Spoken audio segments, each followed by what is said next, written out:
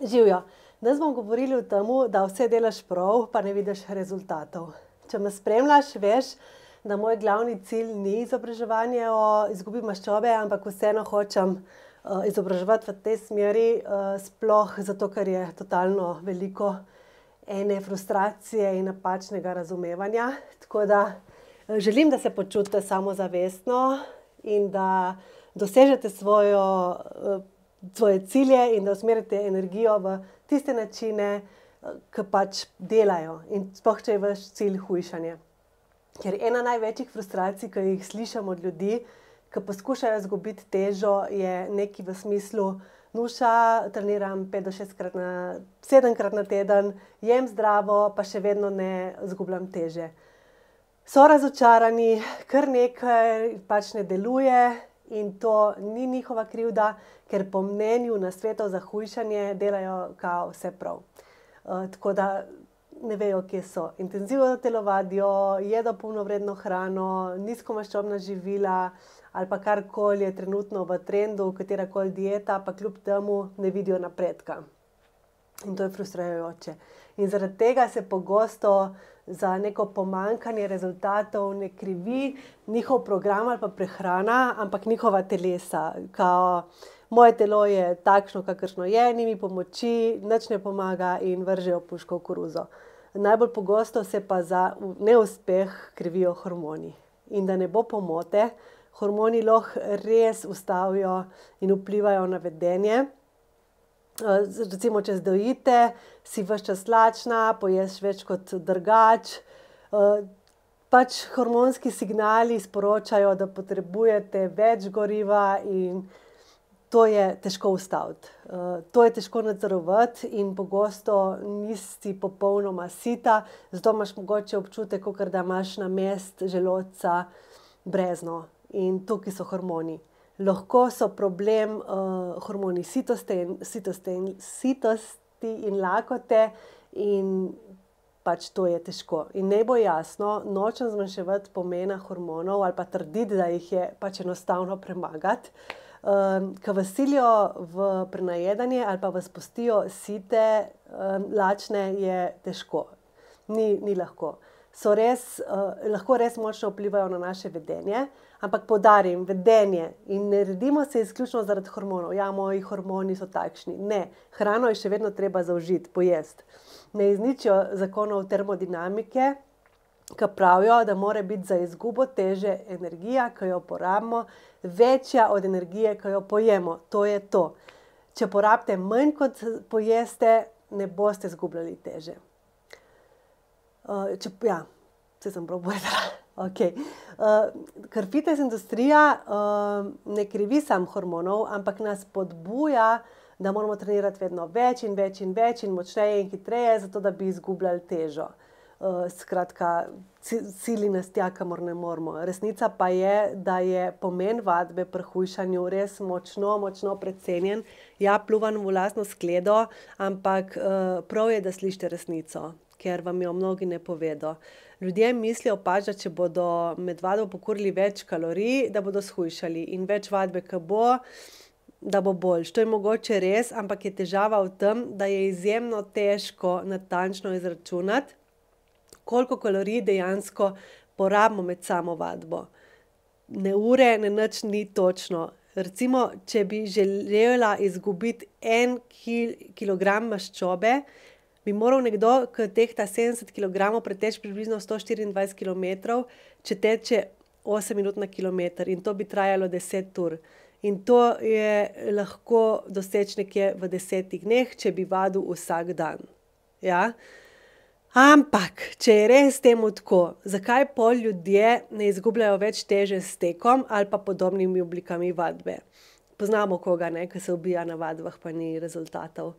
Ker naše telo energijo uporablja na zelo kompleksen način. Vadba ne kuri samo maščob, ampak tudi ogljikove hidrate. Ja? Se pravi, ko greš teč, nisi porabila samo maščob, ampak tudi ogljikove hidrate. In da bi pokuril 2 2 kg maščobe bi moral dejansko preteči še veliko več kot 124 km, kar bi vzelo veliko več časa, lahko bi povzročilo poškodbe zaradi preobremenitve in bilo bi pač nevzdržno in ne bi mogel tega početi.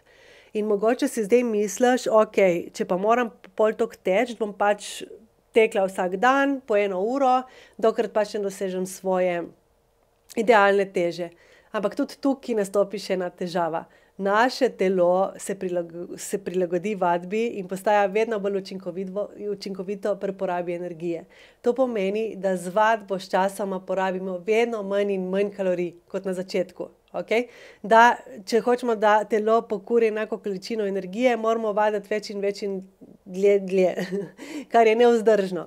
To je eden od razlogov, zakaj raziskave ne podpirajo vadbe kakor učinkovitega orodja za izgubo maščobe. Okay? Vadba je za druge stvari. Povprečna izguba maščobe zgolj z vadbo je približno 2 do 3 kg na leto in to v populaciji s prekomerno telesno težo. Nato se pa ta proces ustavi in več teže ti ljudje ne izgubijo. Torej ne gre to kar tako dol z vadbo. Zakaj? Ker telo sčasoma porablja manj energije za isto količino vadbe. Poleg tega pa ni neskončne količine kalorij, ki jih lahko pokurimo z vadbo. Telo se ustavi na določeni porabi energije. Žal, tako da ne se ubijati z vadbo.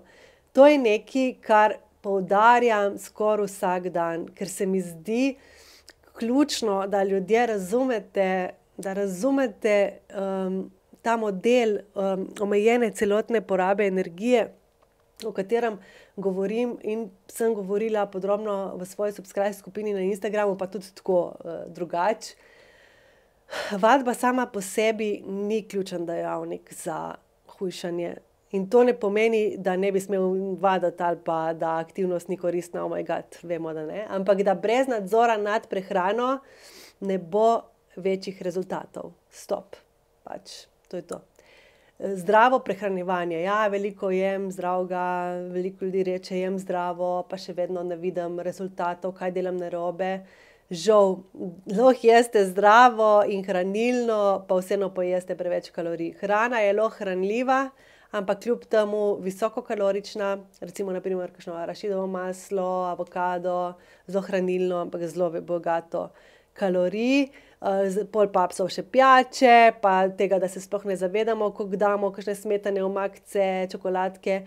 Morda čez teden jeste v deficitu, pol pa med vikendom pretiravate in ste skupno gledano še vedno v nekem presežku kalorij, pa to, če je to samo 100 kalorij, pa se poznajo leta, pa pridemo do 5 kg več. Zato je pomembno, da sledite vnosu prehrane in kaj pojeste in tako boste lažje razumeli, od kod prihajajo vaše kalorije. Sam vadba in zdravo prehranjevanje vas ne bo zagotovila teh rezultatov, ko jih hočete, žal. Torej, kaj boljši pristop? Ključ je v strukturi in načrtu, to vemo. Ampak kje začeti, če je vaš cilj hujšanje? Najprej izračunajte svojo dnevno porabo energije.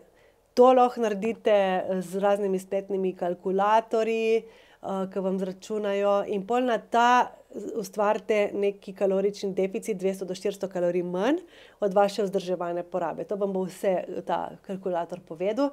Spremljite vnos hrane, vključno z omakami, napitki, kavo, prigrizki in tako naprej. Jejte dovolj beljakovin, 1,5 do 2,2 beljakovin na kilogram telesne teže, to je pač mus, žal, ja, pretiravamo, ne vem, ne pretiravamo. Trenirajte za moč, ohranite mišično maso, ker telo v deficitu razgrajuje mišice. Če jih ne boste dovolj obremenili, vam jih bo telo pojedlo. Nočete tega, nočete biti brez mišice. Ostanite aktivni, ni treba ves čas telovaditi, ampak samo poskrbite, da se čez dan dovolj gibate. Torej, hoja, vstajanje, splošna neka aktivnost, pospravljanje, karkoli še zraven. Vadba sama ni dovolj. To ni neki revolucionaren način, ampak je fajn, da veste, da je vadba precenjena, medtem ko je pomen prehrane podcenjen. Okay? Tako da upam, da sem vam zdaj dala en košček sestavljanke. Vem, da nisem povedala niti približno vsega, ampak če boste poslušali moje nasvete, moje podcaste, kakorkoli, pa boste lahko dobili eno tako celotno sliko, kaj je dejansko pomembno za rezultate v vseh obdobjih življenja. Čau, se vidimo drugič.